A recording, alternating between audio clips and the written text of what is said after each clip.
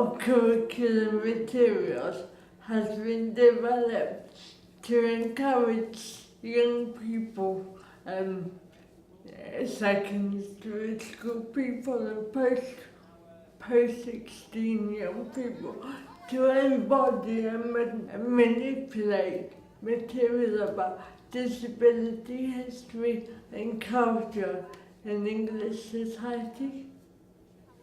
And it also invites them to challenge traditional representations of disability. Them two.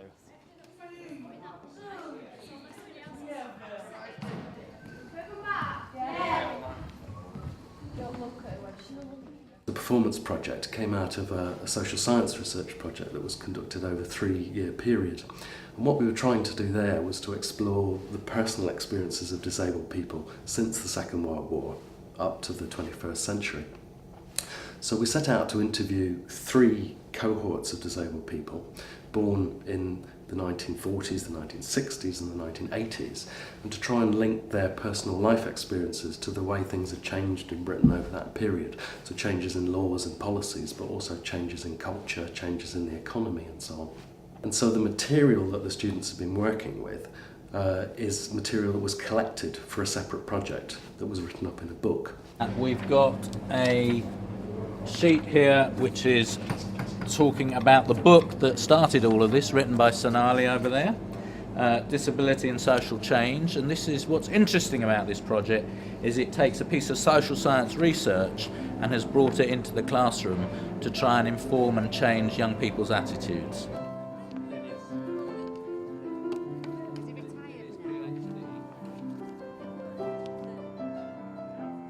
I was invited by Sonali to be involved. I mean, she was keen to get the social scientific research that she'd done into the hands of young people, present generation of young people, to empower them, to educate them about disability. And she herself has been a performer, and she was keen therefore to use performance methods.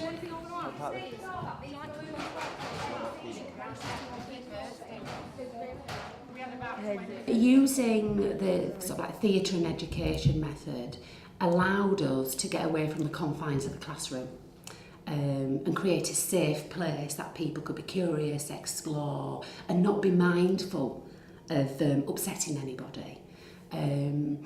It also allowed us to explore some really key themes: medicine, employment, family, education, and of course the individuals, Poppy Harvey, Dan and Florence's identities.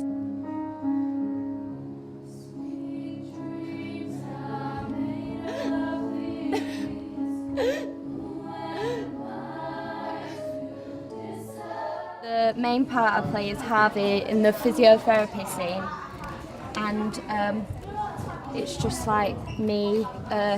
I'm Harvey getting physiotherapy when he's younger, and it's just like the struggles and the pain like that he feels, and like how everyone around him like don't realise what he's going through and stuff.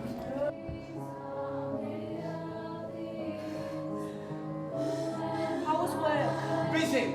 I was busy. This is both a gift to the person that you're responding to, but it's also a theft. This was their life, their material, their body.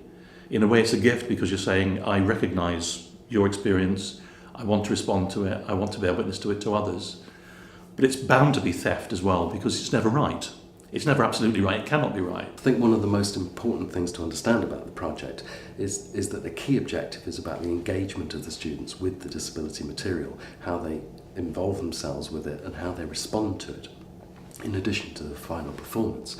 So, particularly in a mainstream school where there may be very few disabled children, they're still able to engage with the disability issues very actively through the process of devising the performance. And in this case, they were able to engage with disabled actors, disabled facilitators, and the stories of disabled people in a way that they might not have been exposed within the school otherwise. We had like challenges, like one particular girl, there was an instance where she said to Dave, she was working with a narrative, how do I look like I've got cerebral palsy? You know, how do I look disabled? So they started confusing things. They wanted to look at the physical disability of the material, not actually look at the messages we were trying to give in the material. And that was quite challenging because Dave says, what does somebody with a disability look like to you? Thank you, Laura, by singing a favourite song. What's your favourite song?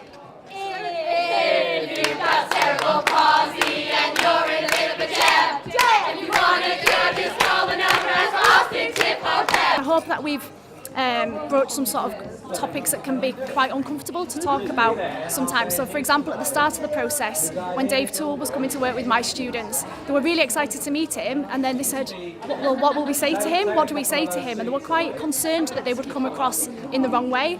Because he's a disabled man, they almost thought about how they came across, and were a little bit concerned about what they said. So it's really kind of opened up discussion amongst the students as well. It's made me more comfortable around disabled people because like you know them better, so you've got a better like understanding of them, and like you just like learn about like what they've been through. Like it's like been a massive climb for them, so they've been through a lot. So it's made you appreciate that more, I think. Like, we're a lot more comfortable with Dave now. Yeah, definitely. Like, when he first came, we're a bit like, hi, didn't really know what to say to him, what were right, what were offensive, but now it's fine. We can have a laugh with him. Is it okay if you ask a disabled person why they're disabled? Is it okay to ask a guy with no arms how he wipes his bum? I'm hoping that the audience get a feel of what it is like growing up as a disabled person. I think these guys have kind of understood that a little bit more since they started the project. Is it okay for me to ask you inappropriate questions? Hopefully, it will change attitudes in the audience.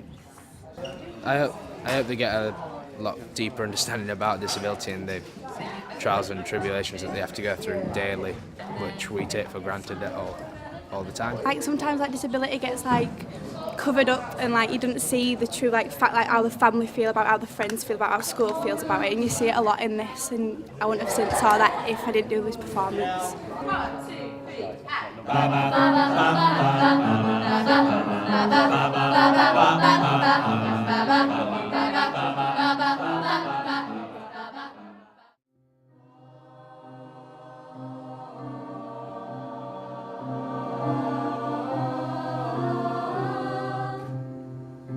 Times are changing, you changing me.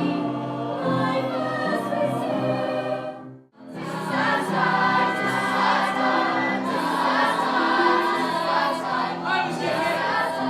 Came bully getting spat at.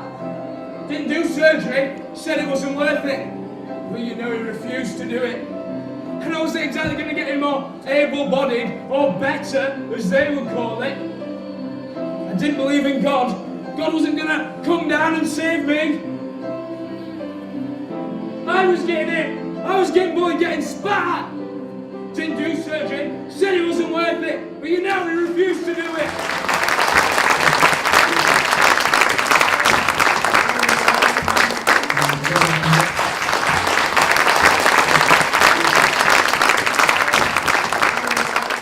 Become aware of what went on and how much we progressed, yet we still have a long way to go, and just incredible. I thought it was very, very moving. I think it's incredibly important that we engage with young people, especially young non-disabled people, to get them to think about these issues, and it's very, very clear from that performance that they'd engage in at a very deep level with these sorts of issues around disability equality, and I hope that that experience will stay with them for the rest of their lives. I thought it was very powerful. The main thing I think is this mustn't be the only performance, this must go around the country. It's just so powerful. I thought it was full of vitality, energy, and not much embarrassment, which is good, as the cast were, apart from David, were non-disabled people, which is usually what you get. So it's shown they've done a lot of work on it. I thought it was amazing. I thought there were parts of it that were really moving, and I think that every school should show a similar thing. I would love to see all of our children in our district see that performance. We hope they've got like a different view on disability, and we hope that we've given them that view. So we have, haven't we? Yeah. 1, 2, 3, act.